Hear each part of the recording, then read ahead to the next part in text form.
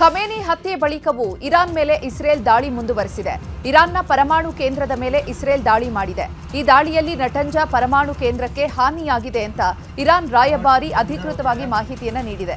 ಸದ್ಯ ದಾಳಿಯ ಬೆನ್ನಲ್ಲೇ ಅಂತಾರಾಷ್ಟ್ರೀಯ ಪರಮಾಣು ಶಕ್ತಿ ಸಂಸ್ಥೆಯಿಂದ ಆತಂಕ ಸೃಷ್ಟಿಯಾಗಿದ್ದು, ಈ ಬಗ್ಗೆ ಆತಂಕ ವ್ಯಕ್ತಪಡಿಸಿರುವಂತಹ IAEA director general Rafale Marino ಗ್ರೋಸಿ ಪಶ್ಚಿಮ ಏಷ್ಯಾದಲ್ಲಿ ವಿಕಿರಣ ಹಾನಿಯಾಗುವ ಸಾಧ್ಯತೆ ಇದೆ. ಪ್ರಮುಖ ನಗರಗಳು ಸೇರಿದಂತೆ ಜನರಿಗೆ ಹಾನಿಯಾಗುವ ಸಾಧ್ಯತೆ ಇದೆ. ಹೀಗಾಗಿ ಎಚ್ಚರಿಕೆ ವಹಿಸುವಂತೆ ಸೂಚಿಸಲಾಗಿದೆ.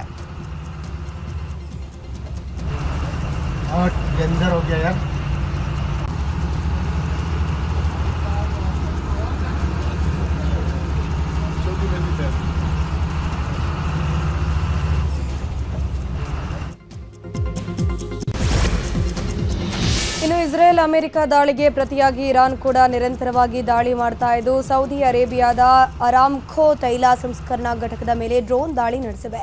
ಸೌದಿ ಅರೇಬಿಯಾದ ರಾಸ್ ತನುರಾದಲ್ಲಿರುವಂತಹ ಪ್ರಮುಖ ಇಂಧನ ಕೇಂದ್ರವಾಗಿದ್ದು, ಭೀಕರ ದಾಳಿಗೆ ತೈಲ ಸಂಸ್ಕರಣಾ ಘಟಕ ಹೊತ್ತಿ ಉರಿದಿದೆ.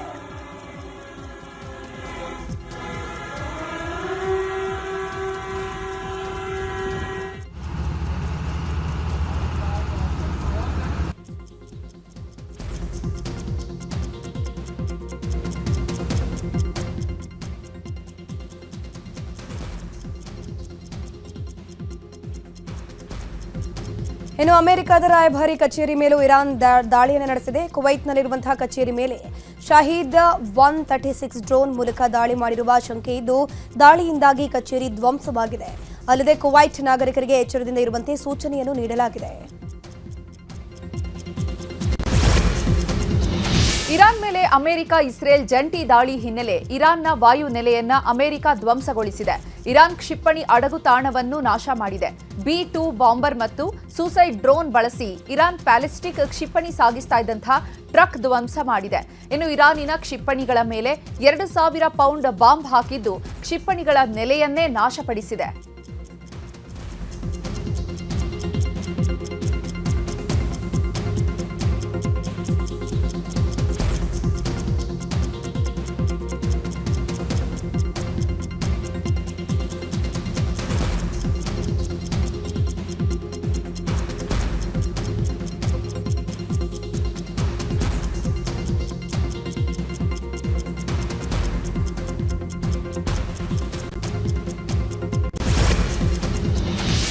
ಹಿಜ್ಬುಲ್ಲಾ ದಾಳಿಗೆ ಇಸ್ರೇಲ್ ಪ್ರತಿಕಾರವನ್ನು ತೆಗೆದುಕೊಂಡಿದೆ. ಲೆಬನಾನ್ನ ಬೈರೂತ್ ಮೇಲೆ ಅಟ್ಯಾಕ್ ಅನ್ನು ನಡೆಸಿದ್ದು, ಹಿಜ್ಬುಲ್ಲಾ ನಾಯಕ ಮೊಹಮ್ಮದ್ ರಾದ್ ಹತ್ಯೆಯಾಗಿದೆ.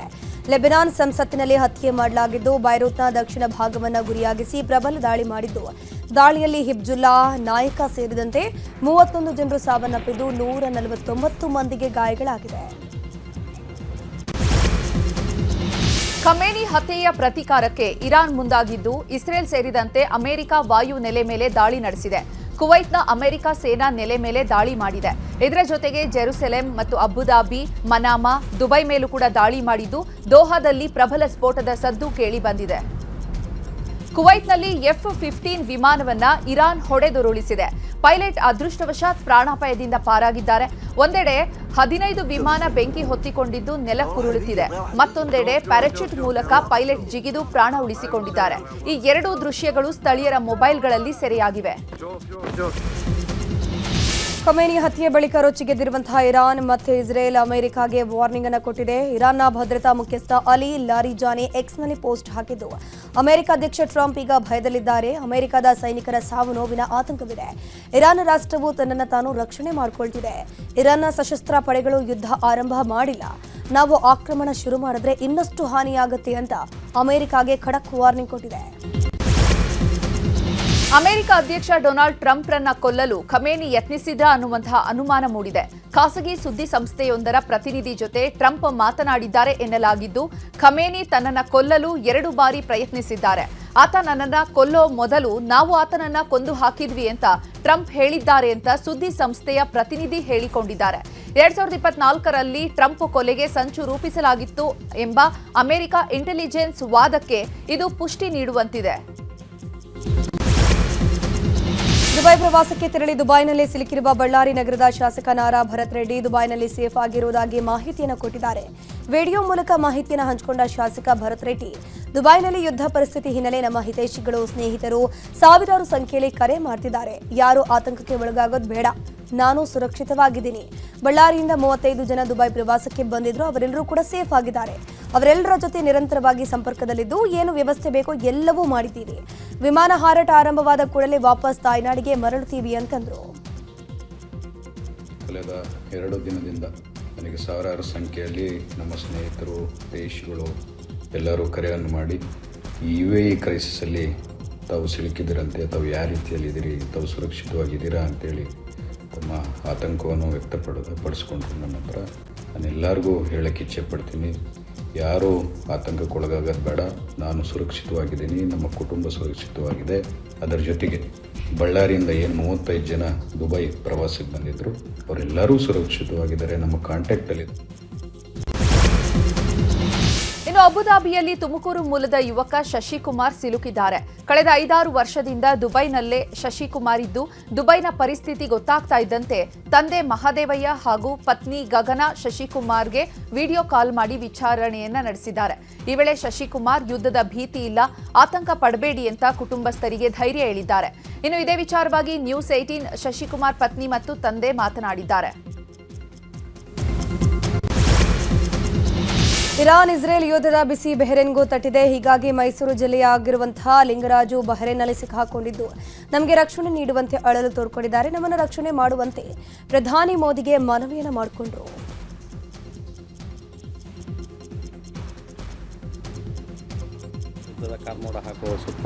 ಇನ್ನು ಅಬುಧಾಬಿಯಲ್ಲಿ GBMT ಕಂಪನಿಯಲ್ಲಿ ಕೆಲಸ ಮಾಡ್ತಿರುವ ಬೆಳಗಾವಿ ನಿವಾಸಿ ಯೋಗೇಶ್ ಇಲ್ಲಿ ಸದ್ಯಕ್ಕೆ ಯಾವುದೇ ಭಯದ ವಾತಾವರಣ ಇಲ್ಲ, ಸುರಕ್ಷಿತವಾಗಿದ್ದು ಕೆಲಸ ಮಾಡ್ತಿರೋದಾಗಿ ತಿಳಿಸಿದರು.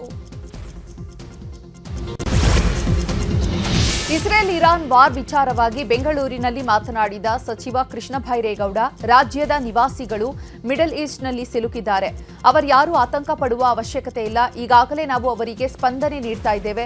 ಹೆಲ್ಪ್ ಲೈನ್ಗೂ ಕೂಡ ಕರೆ ಬರ್ತಾ ಇದೆ. ಸಿಎಂ ಸೂಚನೆ ಬಳಿಕ ಸಾಕಷ್ಟು ಜಾಗೃತರಾಗಿದ್ದೇವೆ. ಸ್ಟೇಟ್ ಎಮರ್ಜೆನ್ಸಿ ಆಪರೇಷನ್ ಆಕ್ಟಿವ್ ಆಗಿ ಕೆಲಸ ಮಾಡ್ತಾ ಇದೆ.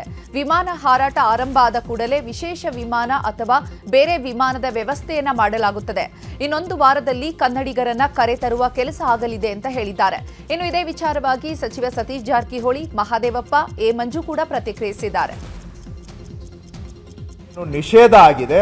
ಆ ನಿಷೇಧ ತೆರವುಗೊಂಡ ಕೂಡಲೇ ರಿಟರ್ನ್ ಬಗ್ಗೆ ಮಾಹಿತಿಯನ್ನು ನೀಡಲಾಗುವುದು. ಅವರಿಗೆ ಸ್ಪಂದನೆ ಮಾಡಲಿಕ್ಕೆ ಶನಿವಾರ ರಾತ್ರಿಯಿಂದನೇ ನಾವು ಹೆಲ್ಪ್ ಲೈನನ್ನು ಚಾಲನೆ ಮಾಡಿದ್ದೇವೆ. ಈಗಾಗಲೇ ಸುಮಾರು ತರಲಿಕ್ಕೆ ಪ್ರಯತ್ನ ಮಾಡ್ತಾರೆ. ಕಷ್ಟ, ಯಾಕಂದರೆ ಎಲ್ಲ ಕಡೆ ಬರುವಂಥ ಏನು ಫ್ಲೈಟ್ಗಳೇ ಕ್ಯಾನ್ಸಲ್ ಆಗಿದೆ. ದುಬೈಗೆ ಹೋಗುವಂಥದ್ದು, ದುಬೈ, ಅಬುಧಾಬಿ, ಕತಾರ್ ಮೇನ್ ಇರುವಂಥ ಕನ್ನಡಿಗರು ಭಾಳ ಅದಾರ. ಅಲ್ಲಿ ಈ ಪ್ರವಾಸಕ್ಕೆ ಹೋದವರು ಅಲ್ಲದೆ ಅಲ್ಲೇ ಪರ್ಮನೆಂಟ್ ಆಗಿರೋರು ಸುಮಾರು ಜನ ಅದಾರೆ, ಲಕ್ಷಾಂತರ ಜನ ಇದ್ದಾರೆ. ಸೊ ಈಗ ಹೇಳಿದ ಆ ಸರ್ಕಾರ ಅಲ್ಲಿ ಎಲ್ಲಿದ್ದಲ್ಲಿ ಇರೋದು ಕೂಡ ಅವರು ಹೇಳಿದ್ದಾರೆ, ಅದನ್ನು ನಾವು ನೋಡ್ಕೊಳ್ತೀವಿ ಅಂತ ಕೂಡ. ಇಸ್ರೇಲ್ ಇರಾನ್ ಯುದ್ಧ ವಿಚಾರವಾಗಿ ಮೈಸೂರಲ್ಲಿ ಮಾತನಾಡಿದ ಕೇಂದ್ರ ಸಚಿವ ಕುಮಾರಸ್ವಾಮಿ, ಯುದ್ಧ ಸಂಪೂರ್ಣ ನಿಲ್ಲೋವರೆಗೂ ಅಲ್ಲಿಂದ ಎಲ್ಲರನ್ನ ಕರೆಸೋದು ಕಷ್ಟ. ವಿಮಾನ ಹಾರಾಟ ಆರಂಭವಾದರೆ ಎಲ್ಲರೂ ಬೇಗ ಸುರಕ್ಷಿತವಾಗಿ ಬರ್ತಾರೆ. ವಿಮಾನ ಹಾರಾಟ ಬಂದ್ ಆಗಿರೋ ಕಾರಣ ಸಮಸ್ಯೆಯಾಗಿದೆ. ದುಬೈನಲ್ಲಿ ಕೆಲಸ ಮಾಡ್ತಿರುವ ಕನ್ನಡಿಗರು ಸಾಧ್ಯವಾದಷ್ಟು ಕನ್ನಡಿಗರ ಸಹಾಯಕ್ಕೆ ಬಂದಿದ್ದಾರೆ. ನನ್ನ ಜೊತೆಯೂ ಬಹಳಷ್ಟು ಜನ ಸಂಪರ್ಕದಲ್ಲಿದ್ದಾರೆ. ಕೇಂದ್ರ ಸರ್ಕಾರವು ಕೂಡ ಎಲ್ಲ ಭಾರತೀಯರ ಸುರಕ್ಷತೆ ಮತ್ತು ಅದಕ್ಕೆ ಒತ್ತು ಕೊಡ್ತಾ ಇದೆ ಅಂತಂದ್ರು. ಇದೇ ವಿಚಾರವಾಗಿ ವಿಪಕ್ಷ ನಾಯಕ ಆರ್ ಅಶೋಕ್ ಕೂಡ ಪ್ರತಿಕ್ರಿಯಿಸಿದ್ದಾರೆ. ಇಲ್ಲಿ ಪ್ರಶ್ನೆ ವಾಪಸ್ ಕರ್ಕೊಂಬರ್ತಕ್ಕಂಥ ನಿಟ್ಟಿನಲ್ಲಿ ಕೇಂದ್ರ ಸರ್ಕಾರದಲ್ಲಿ ಮೊದಲಿಂದಲೂ ಇಂಥ ಸಂದರ್ಭಗಳಲ್ಲಿ ಮುಂಜಾಗ್ರತೆ ಕ್ರಮ ತೆಗೆದುಕೊಂಡಿರ್ತಕ್ಕಂಥದ್ದು ನಾವು ನೋಡಿದ್ದೇವೆ. ಹಲವಾರು ರೀತಿ ಯಶಸ್ವಿಯಾಗಿದೆ. ಹೊರದೇಶಗಳಲ್ಲಿ ಇಂಥ ಸಂದರ್ಭದಲ್ಲಿ ತಕ್ಷಣಕ್ಕೆ ಸ್ಪಂದಿಸ್ತಕ್ಕಂಥದ್ದು ಕೇಂದ್ರ ಸರ್ಕಾರ ಮಾಡ್ಕೊಂಡು ಬಂದಿರತಕ್ಕಂಥದ್ದು ನೋಡಿದ್ದೀರಿ.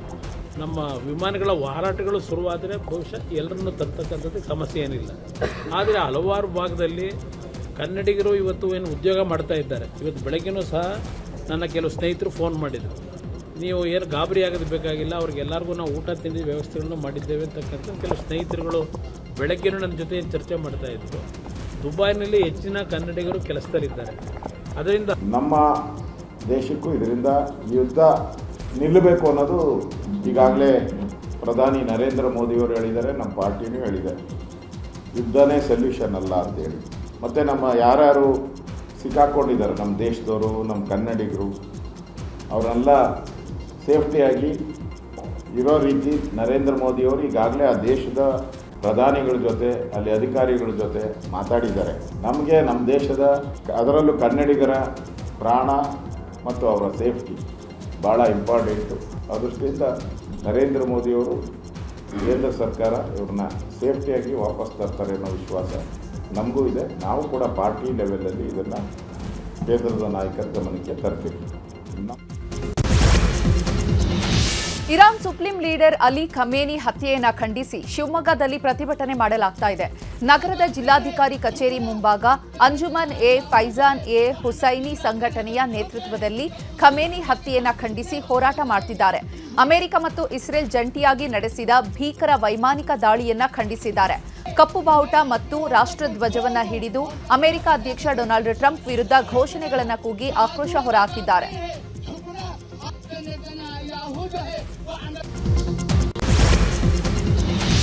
ಖಮೇನಿ ಸಾವಿಗೆ ಚಿಕ್ಕಬಳ್ಳಾಪುರದಲ್ಲಿ ಶೋಕಾಚರಣೆ ಪ್ರತಿಭಟನೆ ವಿಚಾರವಾಗಿ ವಿಜಯಪುರದಲ್ಲಿ ಮಾತನಾಡಿದ ಶಾಸಕ ಯತ್ನಾಳ್, ರಾಜ್ಯದಲ್ಲಿ ಪ್ರತಿಭಟನೆ ಮಾಡೋರು ದೇಶದ್ರೋಹಿಗಳು, ನಾಲಾಯಕರು. ಅಲ್ಲಿನ ಘಟನೆಗೂ ಇಲ್ಲಿಗೂ ಏನ್ ಸಂಬಂಧ ಇದೆ? ಭಾರತದಲ್ಲಿ ಆರಾಮಾಗಿದ್ದಾರೆ, ಆರಾಮಾಗಿರಿ. ಅಲ್ಲಿ ಸತ್ತಿದ್ದಕ್ಕೆ ಇಲ್ಲಿ ಹೋರಾಟ ಯಾಕೆ ಮಾಡ್ತೀರಿ? ಬಾಂಗ್ಲಾದೇಶದಲ್ಲಿ ಹಿಂದೂಗಳ ಮೇಲೆ ದಾಳಿಯಾದಾಗ ಯಾಕೆ ಹೋರಾಟ ಮಾಡಿಲ್ಲ? ಪಹಲ್ಗಾಮ್ನಲ್ಲಿ ಹಿಂದೂಗಳ ಕೊಲೆಯಾದಾಗ ಯಾಕೆ ಕಣ್ಣೀರು ಬರೋದಿಲ್ಲ? ನಿಮಗೆ ಈ ದೇಶಕ್ಕೆ ನಿಷ್ಠೆ ಇಲ್ಲ. ಈ ದೇಶದ ಅನ್ನ ತಿಂದು ನೀರು ಕುಡಿದು ಯಾವುದೋ ದೇಶದಲ್ಲಿ ಯಾರೋ ಸತ್ರೆ ಇಲ್ಲಿ ಯಾಕೆ ಪ್ರತಿಭಟನೆ ಮಾಡ್ತೀರಾ ಅಂತ ಕಿಡಿಕಾರಿದ್ರು. ಇನ್ನು ಇದೇ ವಿಚಾರವಾಗಿ ಬಿಜೆಪಿ ನಾಯಕ ಸುನಿಲ್ ಕುಮಾರ್ ಕೂಡ ಆಕ್ರೋಶ ವ್ಯಕ್ತಪಡಿಸಿದ್ದಾರೆ. ಈ ದೇಶಕ್ಕೆ ಭಾರತ ಎಲ್ಲ ದೇಶಗಳ ಜೊತೆ ಒಳ್ಳೆ ಸಂಬಂಧ, ಅಮೆರಿಕ ಜೊತೆ ಒಳ್ಳೆ ಸಂಬಂಧ ಇದೆ, ಇಸ್ರೇಲ್ ಜೊತೆ ಸಂಬಂಧ ಇದೆ, ಇರಾನ್ ಜೊತೆ ಸಂಬಂಧ. ನಮ್ದು ಇದ್ರಾಗ ಏನಿಲ್ಲ, ಭಾರತ ನ್ಯೂಟ್ರಲ್ ಇದೆ. ನಾವು ಶಾಂತಿ ಬಯಸೋದು. ಈ ರೀತಿ ಕಾದಾಡಕತ್ತವ್ರು, ಅಲ್ಲಿ ಕಾದಾಡೋದನ್ನ ಇಲ್ಲಿ ಮೆರವಣಿಗೆ ಮಾಡುವಂಥವ್ರು ದೇಶದ್ರೋಹಿಗಳು, ಮಹಾಮೂರ್ಖರು, ನಾಲಾಯಕರು. ಮುಖ್ಯಮಂತ್ರಿಗಳು ಭಾಳ ಎಚ್ಚರಿಕೆಯ ನಡೆಯನ್ನು ಇವತ್ತು ಇಡಬೇಕಾಗಿತ್ತು. ಭಾರತ ಸರ್ಕಾರ ತನ್ನ ವಿದೇಶಾಂಗ ನೀತಿಯನ್ನು ಯಾವ ರೀತಿ ಇರಬೇಕು ಅನ್ನೋದು ಇನ್ನೂ ಪ್ರಕಟ ಮಾಡಲಿಲ್ಲ ಈ ವಿಷಯದ ಕುರಿತಂತೆ. ಇರಾನ್ ಅಧ್ಯಕ್ಷನ ಹತ್ಯೆಯನ್ನ ಖಂಡಿಸಿ ಭಾರತದಲ್ಲಿ ಪ್ರತಿಭಟನೆ ವಿಚಾರವಾಗಿ ವಿಜಯಪುರದಲ್ಲಿ ಮಾತನಾಡಿದ ಸಚಿವ ಎಂಬಿ ಪಾಟೀಲ್, ಅಮೆರಿಕ ಅಧ್ಯಕ್ಷ ಡೊನಾಲ್ಡ್ ಟ್ರಂಪ್ ಮಾಡಿದ್ದು ತಪ್ಪು. ಒಂದು ದೇಶದ ಅಧ್ಯಕ್ಷರನ್ನ ಅಪಹರಿಸ್ತಾರೆ, ಒಂದು ದೇಶದ ಅಧ್ಯಕ್ಷರನ್ನ ಹತ್ಯೆ ಮಾಡ್ತಾರೆ. ಇದು ಸರಿಯಲ್ಲ. ಇಂದು ಅವರಿಗೆ ಮಾಡಿದ್ದಾರೆ, ನಾಳೆ ನಮಗೆ ಕೂಡ ಮಾಡ್ತಾರೆ. ಇರಾನ್ ಅಧ್ಯಕ್ಷ ಖಮೇನಿ ಹತ್ಯೆಯಿಂದ ಶಿಯಾ ಸಮುದಾಯಕ್ಕೆ ನೋವಾಗಿದೆ. ಖಮೇನಿ ಓರ್ವ ರಾಷ್ಟ್ರದ ಅಧ್ಯಕ್ಷ ಅಷ್ಟೇ ಅಲ್ಲ, ಶಿಯಾ ಸಮುದಾಯದ ಧರ್ಮಗುರು ಕೂಡ ಆಗಿದ್ರು. ಅದಕ್ಕಾಗಿ ತಮ್ಮ ಧರ್ಮಗುರುವನ್ನ ಕಳೆದುಕೊಂಡು ಅವರು ಪ್ರತಿಭಟನೆ ಮಾಡ್ತಿದ್ದಾರೆ ಅಂತ ಪ್ರತಿಭಟನಾಕಾರರ ಪರ ಬ್ಯಾಟ್ ಬೀಸಿದ್ದಾರೆ.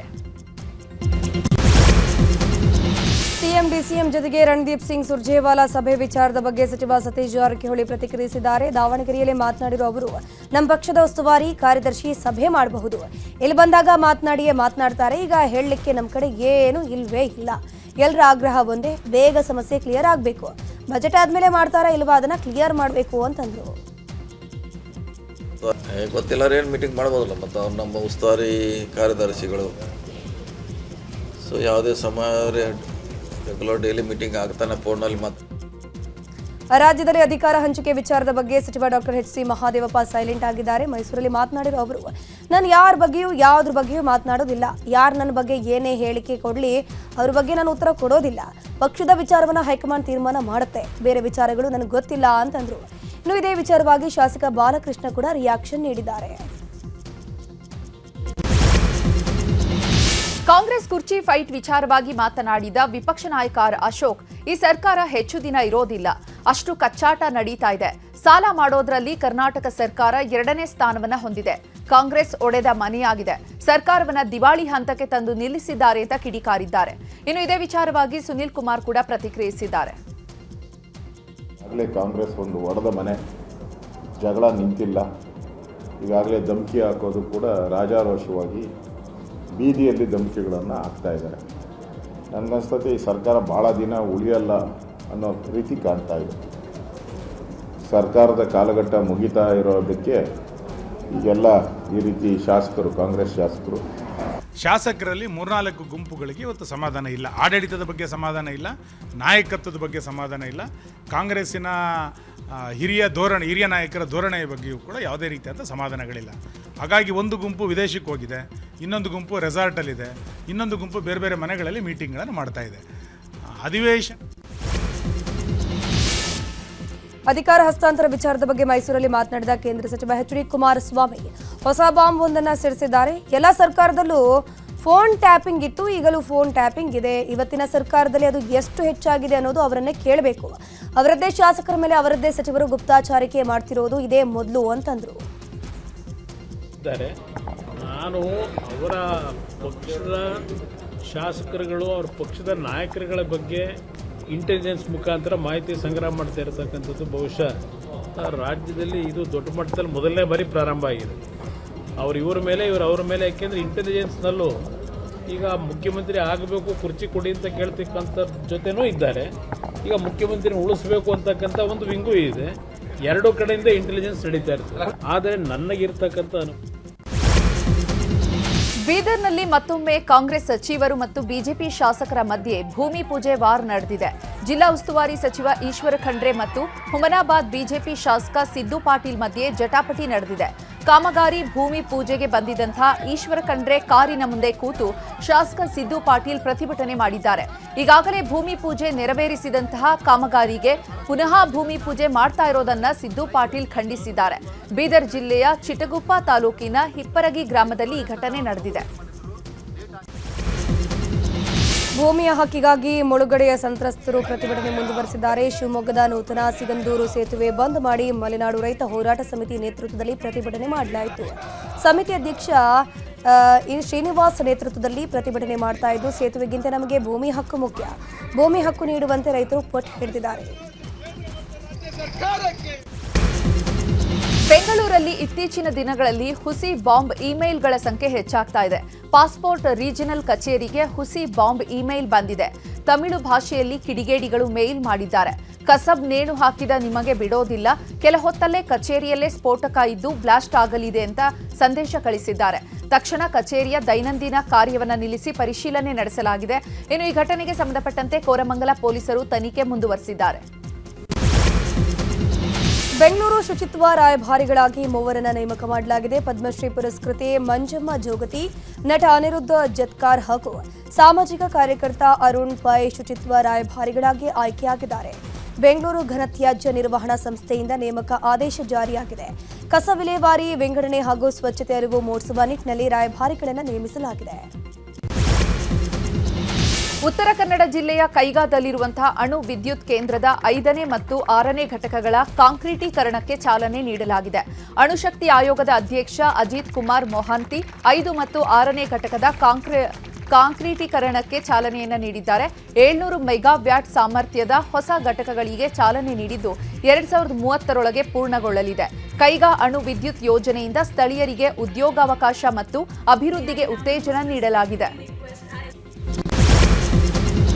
ನಾಳೆ ಕೇತುಗ್ರಸ್ತ ಚಂದ್ರಗ್ರಹಣ ಹಿನ್ನೆಲೆಯಲ್ಲಿ ಉಡುಪಿಯಲ್ಲಿ ಚಂದ್ರಗ್ರಹಣದ ಕುರಿತು ಡಾಕ್ಟರ್ ಎಪಿ ಭಟ್ ಮಾತನಾಡಿದ್ದಾರೆ. ನಾಳೆ ಖಗ್ರಾಸ ಚಂದ್ರಗ್ರಹಣ ನಡೆಯುತ್ತೆ, ಆದರೆ ಭಾರತದವರಿಗೆ ಇದು ಅಂತಹ ವಿಸ್ಮಯಕಾರಿಯಾಗಿ ಗೋಚರಿಸೋದಿಲ್ಲ. ಗ್ರಹಣ ಅಂತ್ಯಕಾಲದಲ್ಲಿ ಸ್ವಲ್ಪ ಹೊತ್ತು ಕಾಣಿಸುತ್ತೆ. ಗ್ರಹಣ ಅಂತ್ಯಕಾಲದಲ್ಲಿ ನಮ್ಮ ಭಾಗದಲ್ಲಿ ಚಂದ್ರದ್ರೋಯ ಆಗುತ್ತೆ. ಇನ್ನು 3:20ಕ್ಕೆ ಗ್ರಹಣ ಆರಂಭವಾಗುತ್ತೆ. 4:34 ಖಗ್ರಾಸ ಪ್ರಾರಂಭ ಆಗುತ್ತೆ. 5:32ಕ್ಕೆ ಖಗ್ರಾಸ ಗ್ರಹಣ ಮುಗಿಯುತ್ತೆ. ಈ ಮಧ್ಯದಲ್ಲಿ ಕೇವಲ 9 ನಿಮಿಷ ಗ್ರಹಣದ ಚಂದ್ರ ಕಾಣಿಸ್ತಾನೆ ಅಷ್ಟೇ ಅಂತ ಹೇಳಿದರು.